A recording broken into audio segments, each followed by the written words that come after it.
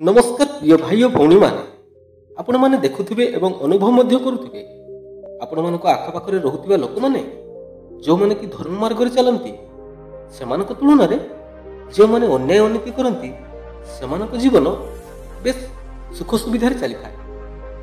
भल मनुष्य साथी सब खराब कहीं होता है। संबंध में आसतु सुंदर छोटिया कहानी शुणा।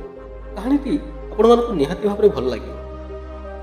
गोटे गाँव जड़े व्यक्ति रोते जी कि बहुत धर्मपरायण थे।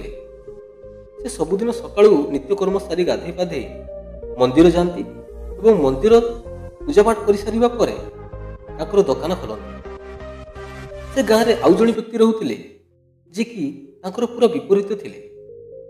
से प्रत्येक दिन मंदिर जाती किंतु पूजापाठ उद्देश्य नुहे बर मंदिर को आसुवा भक्त मानकर पकेटमार करने जता चोरी करने उद्देश्य।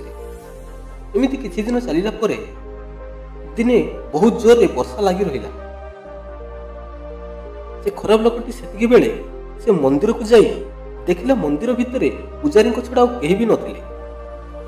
मंदिर पूजक कोनसी काम रे व्यस्त थिले।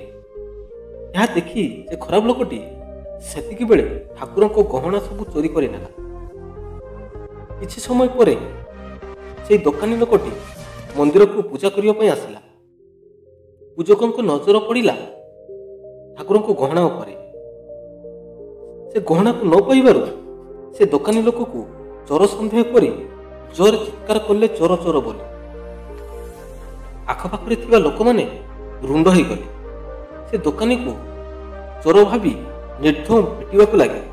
कौन सी प्रकार से दुकानी लोकटी जीवन बचाई सेठारु पळै आसिले। भयर किछि बाट आसिबा परे से खराब लोक सह रास्तार धक्का हो गला। खराब लोकर हाथ में ठाकुर को गहना सब तले पड़गला। दुकानी लोकटी कहला ए सब ताहले तुम काम तुम मो तुछाटार खाली माड़ खाइली चोर सब्यस्त हेले। से रास्ता मझिरे दुई जन भितर झगड़ा लगी।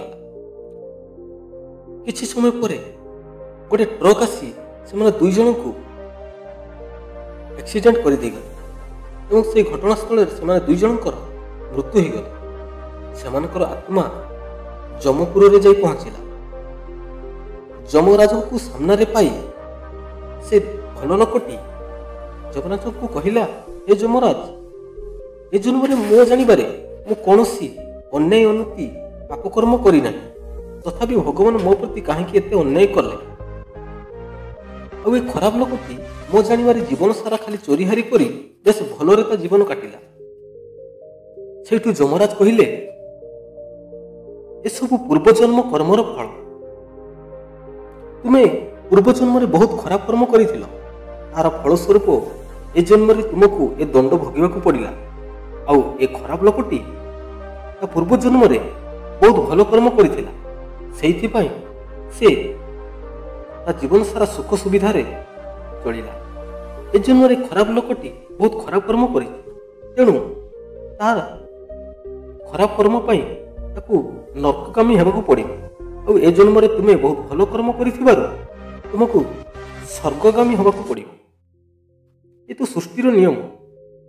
तेणु बंधु माने ए सब पूर्वजन्मर कर्मर फल अनुसार आमको भोगिबाकू पड़िथा। यह मु कहूनी बर आम शास्त्र पुराण कहूँ। आशा करुँची कहानी यदि भल लगी था वीडियो को लाइक करेंगे कमेंट करेंगे और चैनल नुआ थे चैनल को सब्सक्राइब करने को भूलिए। रोची पुणी देखा आउ गोटे नुआ वीडियो नुआ कहानी रे। भगवान आपण भल रखते खुशी रखते। जय जगन्नाथ।